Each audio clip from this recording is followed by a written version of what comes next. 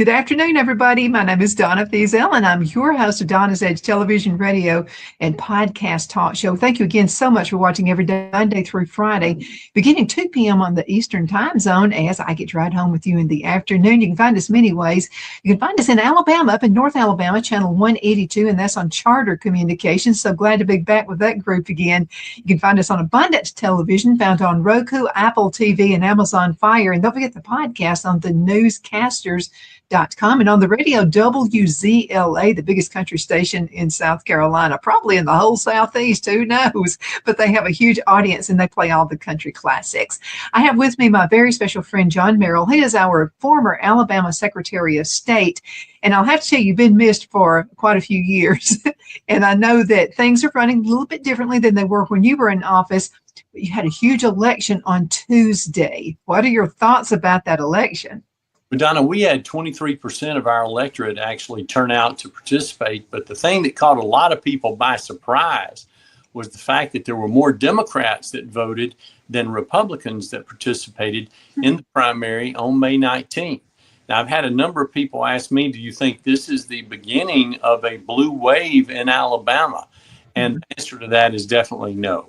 But the thing that people need to recognize is that the Democrats put forth a lot of quality candidates that are competitive in a number of races, beginning with the governor's race and then moving down to legislative races, moving down to county commission races, school board races, and they're trying to field as many candidates as possible to increase participation in November. And that was well received by a number of the people that would prefer to vote for Democrats, and that's the reason their participation was so high. Absolutely. But I wanted to ask you a question. So I've interviewed Mr. Doug Jones before. Great candidate, I think. Very precise, really good gentleman, but I'm not into what his core values are. Yeah. So what do you think about the race between him and Coach Tuberville? Well, Senator Tuberville. Yeah, and Coach Tuberville beat him badly when he was the incumbent United States Senator in the election that took place in 2020. And I think he'll beat him a lot worse now than he did then. And the reason that I think he'll perform at a higher level November the 3rd than he did in 2020 is because people in our state have had a chance to watch Coach Tuberville serve as our senior senator over the last few years and be very active in Washington, promoting conservative legislation, taking conservative positions, and being fully embraced by our people. So I think our folks are going to be excited to vote for Coach Tuberville. I don't know how much different the percentage will be, but the competition will be non-existent. But one of the things that I think should be known, Donna, is that if you look at Alabama elections over the last 15 years, you'll see that typically the generic Republican will receive 60% of the vote and the generic Democrat will receive 40% of the vote. With that being said, the only difference is how much that particular candidate can draw for him or herself. For example, the last time I was on the ballot, I got 64% of the vote. The governor received 57% of the vote. So the governor underperformed by 3%. I overperformed by 4%. But what you have to understand is you still have to get out and campaign because things can happen like they did with Judge Roy Moore in 2017. Right. And if you're not prepared, the results could be catastrophic. Well, let me tell you how people kind of change their mind about candidates, okay? So when Senator Tuberville was running, I was kind of like this between him and another candidate. But I'll have to tell you, an advertisement that was ran actually to cripple him, actually, I think helped him. Now, forget the language. We all get into the language barrier sometimes. We say things we shouldn't say. But during the commercial, somebody yelled something at Coach Tuberville as he was out on the field. And he just turned around and looked at the guy and said, "Get a job." And then he said something else, along with that. But I'll have to tell you, that's the reason I voted for him, because I'm thinking, hey, we need toughness in DC. And that did it. That caused me to say, okay, he's the one. Well, and it's the same thing, Donna, that happened with the president back in 2016. There could never have been a more attractive, more intelligent, more articulate candidate for president than Governor Mitt Romney was in 2012. But a lot of people, after the election was over, felt as though he was defeated by President Obama, who was running for re-election, because Governor Romney was always so calm, so secure, so polite. He was always being a gentleman.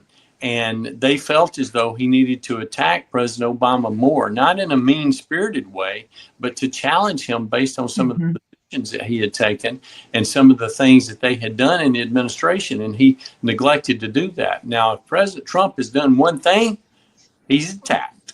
And he's made it clear that whenever Democrats do things that are out of line or out of control or against what he believes to be what's in the best interest of the republic, he lets everybody know.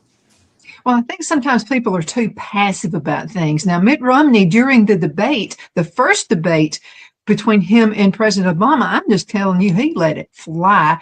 And we were all going, wow, some toughness finally. But when he came to that second debate, he seemed to be passive. And that's what we all noticed. That's exactly right. And that's the reason people failed to embrace his candidacy. And that and the fact that when he went to Kentucky Fried Chicken, he ate it with a fork and a knife. Those were problems. You got to get your hands on that Kentucky Fried Chicken and let it get grease all over yourself. That's the only thing, one way you can eat it. So let's talk a little bit about the Senate race, because there was a newcomer who came in, and I predicted he was going to be in the runoff. And you and I talked about him, and it was the first time you had been on the interview with me.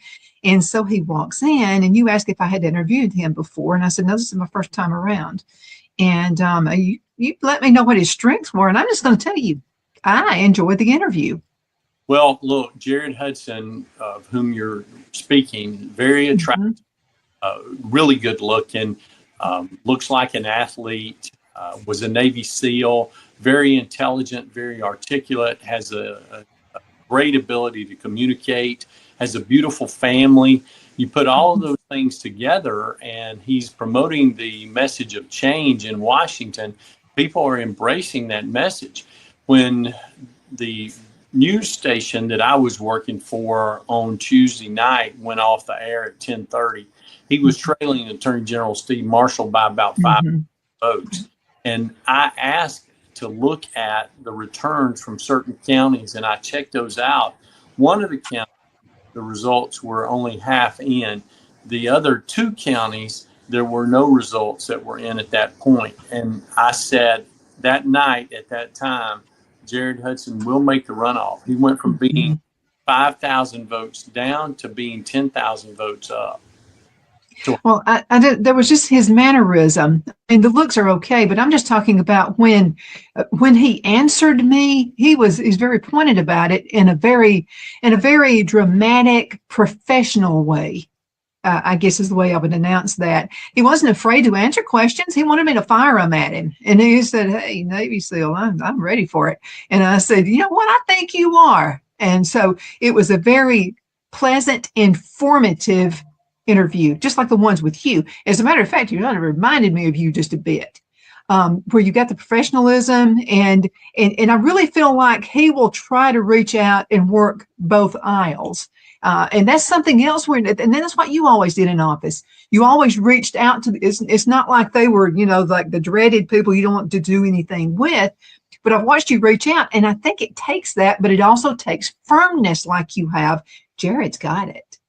Well, I think he does, and I think it's going to be interesting to see what happens. Of course, Barry Moore, who was the congressman from the 1st Congressional District, performed at a very high level, had 39% of the vote in the primary. He has the support of president. He's got the president's endorsement. He's got significant resources from Washington and the Club for Growth and other special interest groups.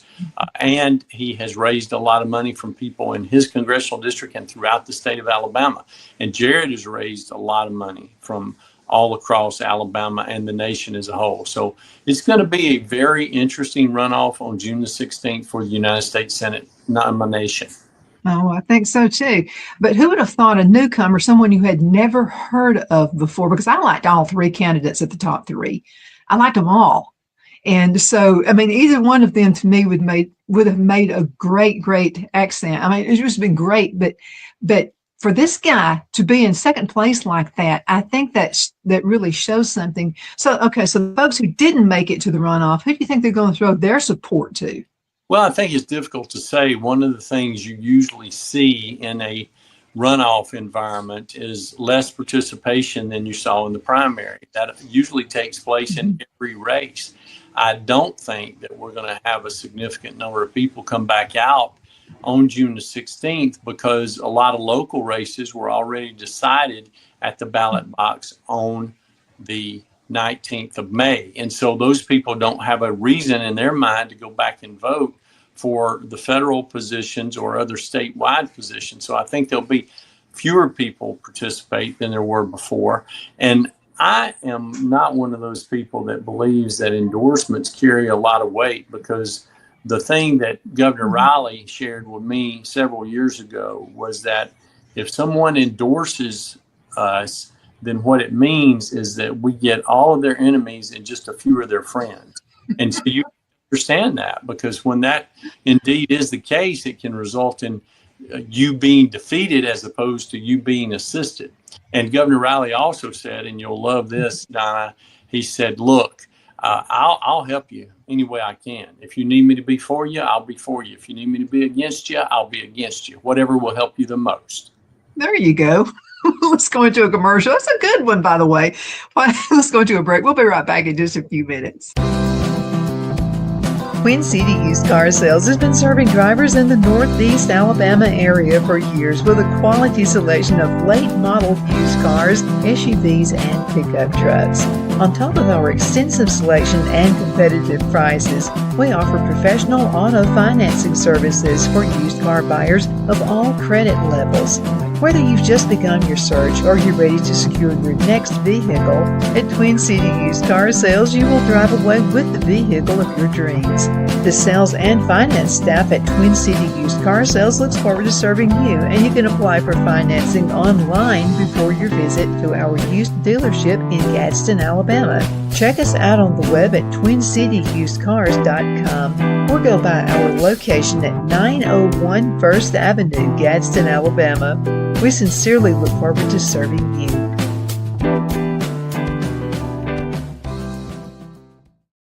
You know, finding the right home isn't just about bedrooms and square footage. It's about comfort, security, and the feeling you get the moment you walk through the door.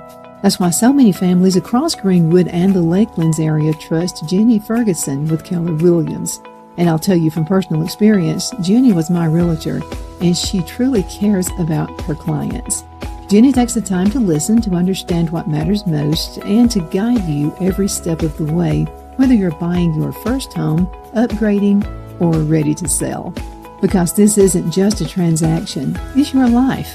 With local knowledge, personal care, and a commitment to getting it right, Jenny Ferguson makes the process simple and even enjoyable. So if you're thinking about buying or selling, now's the time to make your move. Call Jenny Ferguson with Keller Williams in Greenwood today and take the next step toward a place you'll truly love coming home to. Good afternoon, Sunshine. Medical Minute brought to you by Dr. Chuck with Lakelands Chiropractic, where an ounce of prevention is worth what? A pound of cure. So what is the Beamer? Okay, now the Beamer uses very gentle pulse to electromagnetic signals. This will stimulate healthy muscles and it supports the temporary blood flow. Now let's talk Beamer and circulation support. Now the Beamer gently supports natural circulation in healthy muscles. Now that's what I call natural health. Thank you so much for watching Your Medical Minute, brought to you by Dr. Chuck. You know who he's with. He's with Lakeland's Chiropractic, where an ounce of prevention is worth what? A pound of cure. I hope you have a super duper awesome rest of the afternoon. You take care. Shine your style at Kiss My Glass right here in the Anderson Mall. There's a place where style meets sparkle. At Kiss My Glass, every piece is handcrafted, custom designed, and made to shine just like you. Owner Beth Gibson brings creativity to life with stunning custom tumblers, gifts, and one-of-a-kind pieces you won't find anywhere else. Look for the perfect gift or something uniquely you, from bold and glamorous to simple and elegant. There's something for every style, so stop by, get inspired, and leave with something unforgettable. Kiss My Glass inside the Anderson Mall, Anderson, South Carolina, where your sparkle begins. Be sure to check out Kiss My Glass on Facebook for updates and specials and gift ideas.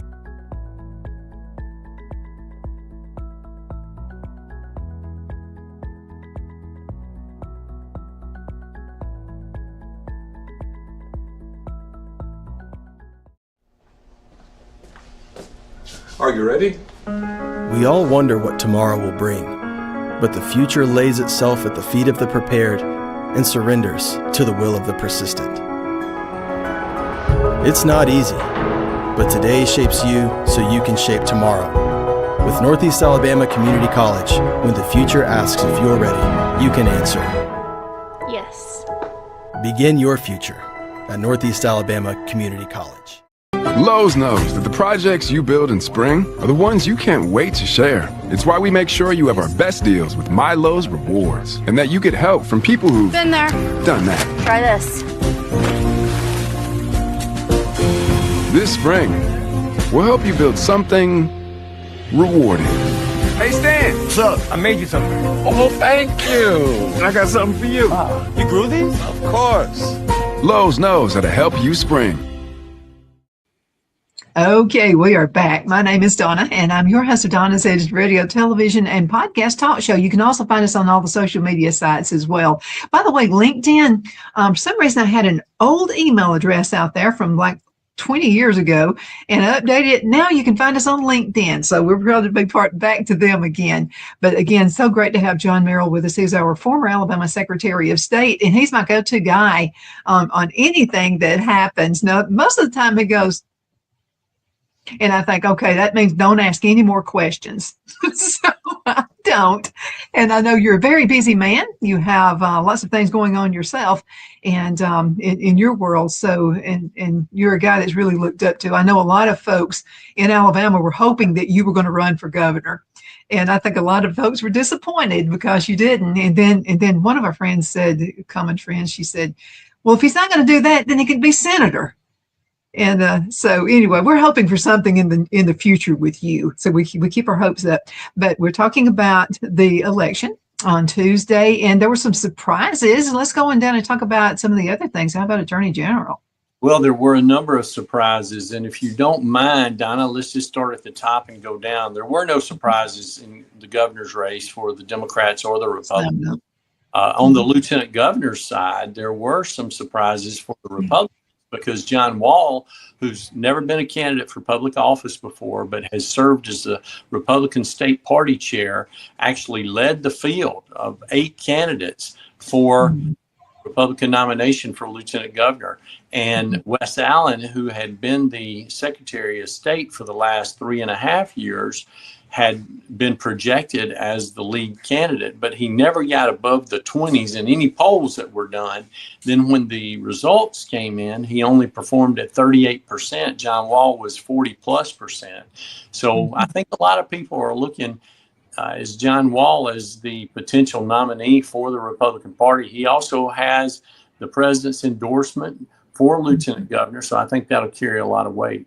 Now, moving to the Attorney General's race that you just mentioned, I think a number of people were interested in what the results would be. Catherine Robertson, who's worked in that office for the last 10 years as the understudy to General Marshall, led the field with 41% of the vote, which was a very, very strong showing.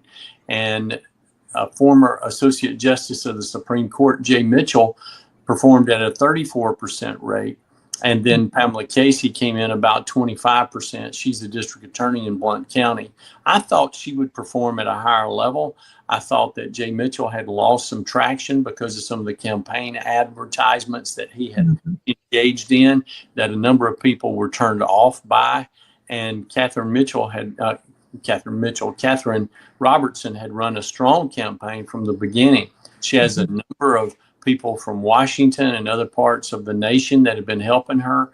She's raised and spent more than $2.4 million so far. So I look at her to probably receive the nomination on June the 16th. Moving down a little bit to the Secretary of State's race, was not very competitive at all. Caroline Dobson was the formidable candidate there. She received 60+% of the vote in a three-person race. Outperformed what a number of people had projected for her. I think she will win and make a fine secretary. She's already been trying to do some things to prepare herself to be able to hit the ground running on day one in January when she takes office.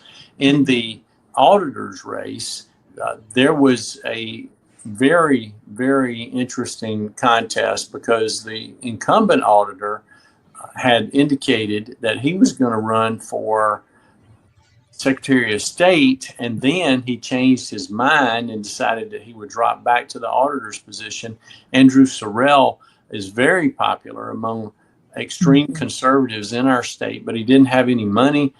He had not done a good job of raising money, but he had a very effective campaign and received 65+% of the vote against Derek Chin, who was a first-time candidate, 28 years old, who grew up in California, went to Hope College in Michigan, went to law school at Cumberland on the campus of Sanford University.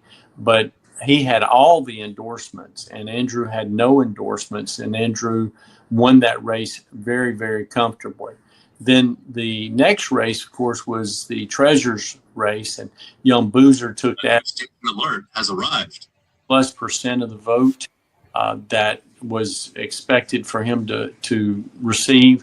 And then the last constitutional position was the Commissioner of Agriculture and Industry, where the favorite, Jack Williams, who's a state senator, two-term state senator from Mobile, finished third.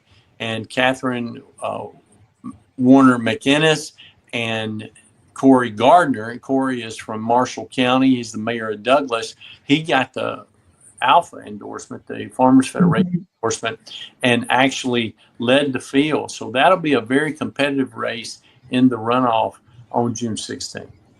Absolutely. Let's talk about Steve Marshall for just a few minutes. Have you heard any rumblings out there, chatter about his plans? No, I think a number of people feel as though he'll probably have a role in the Attorney General's office as a prosecutor for select cases.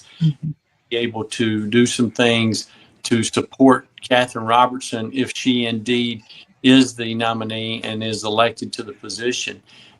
I don't know about his desire to go back and practice law full time. He's been a prosecutor for well more than 20 years now, as the district attorney in Marshall County for 3 terms, and then as the Attorney General for the state of Alabama for 2 full terms. He is the longest serving Attorney General in the history of the state. I think there's still a lot for him out there. I really do. Let's talk a little bit about dirty ads. Okay, in South Carolina, we're hearing them too. They are out there. Do people really listen to those?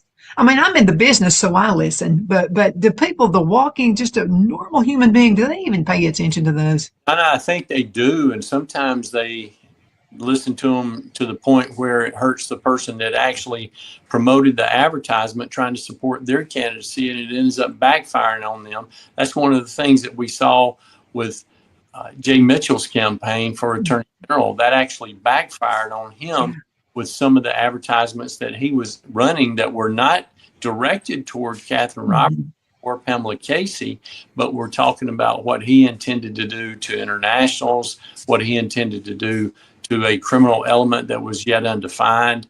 there were a number of things that actually put him in a vulnerable position, and people did not respond well to those advertisements. So they were negative ads, but they ended up being negative on him. Well, think about what it did for President Trump. He's arrested. I mean, he's holding the sign up. What does he do? The master marketer, he turns it all around and has T-shirts made with him holding up a sign. And because we didn't like the way he was done. It just wasn't fair. And it backfired on him big time. 100%. Absolutely. About 2 minutes left in this segment. What would you like to say before we go? In addition to that, though, I do think people will respond to comparison advertising whenever it is shown that a candidate has taken certain positions. I think that was one of the things that helped John Wall in his campaign for lieutenant governor that hurt Wes Allen, because John Wall brought up the fact that Wes Allen had voted for 5 tax increases, that he had taken salary increases. Those things, people do not respond well to that from government officials. Well, one thing you do when whether it's, a competitor in your business or someone you're running against in politics, you're giving them free advertisement when you do that, because that name just sticks in the head. And half the time people don't even remember what it was. It was like when they get out there at the ballot box, like, I know because I work the polls and I've watched people. They'll go, I heard a lot about this guy. I think I'm going to vote for him. And I'm looking like, whoa, that's bad for sure, negative. So in most cases, I think it does backfire. For sure. Absolutely. What advice would you give folks who are thinking about digging their boots in and running for office maybe next time around? Well, Donna, I think people need to evaluate and assess the situation where they are. If it's a local race, if it's a regional race, or if it's a statewide race, and make a determination about the work that's being done by the current office holder, and then determine whether or not they are qualified to run for that position. They have enough support in their community to raise the money that's necessary to be an effective candidate. And if they do, they need to get out and start talking to people that they will depend on for their support, to see if the actual support is there before they make a decision about jumping in the race. Do you think it all just boils down to the supporters who are going to show up and vote? It always does, because the only thing that matters are the people that get out and cast their ballot on election day. Absolutely. One more question. When folks are out there campaigning, would you suggest they do more one-to-ones? And what I mean by that is when you are out there facing people, even if it's a group setting, in lieu of running ads. Well, you have to run ads to show people that you are credible and that you do work. But I don't think there's any substitute for actually meeting the voters personally, talking to the voters personally, sharing your vision personally, and asking for their support in person. It's the old-fashioned way, and it still works every single time. That's why you were so supportive, and that's why you were elected. I really do, because you were out there talking to us, and we definitely appreciate that. Thank you, John, for being with us on the show, and thank you guys so much for watching. Continue sending email. If you have more email, some questions for John next time he's on the air, send those to me, please. Donna at donnasedge.com. Donna at donnasedge.com. Thank you so much for watching. We'll see you next time. Because of your overwhelming support, our $14.88 MyPillow has been one of the biggest sales in MyPillow history. I couldn't think of a better way to say thank you than to extend our wholesale pricing through Christmas. Get a classic standard MyPillow for only $14.88. Upgrade to a queen size, just $18.88. King size, only $1 more. Get my body pillows for only $29.88. And ready? Multi-use MyPillows, only $9.88. It's perfect time to stock up for Christmas gifts for everyone on your list. Go to MyPillow.com or call the number on your screen. Use your promo code to take advantage of our wholesale pricing, including my classic standard MyPillows, only $14.88. But that's not all. I'm so confident you're going to love our classic MyPillows that I'm going to extend my 60-day money-back guarantee until March 1st, 2025. Plus, orders over $75 ship absolutely free. Donna's Designs offers a line of handmade memorial, wedding, and keepsake jewelry that launched back in 1970. I'm a self-trained jewelry designer, and I will work closely with you to create unique designs you can love and treasure for years to come. Whether that be flowers that were used in a funeral arrangement or stones you found on the beach at a memorable trip, call me at 256-659-4319 and let's think of the possibilities.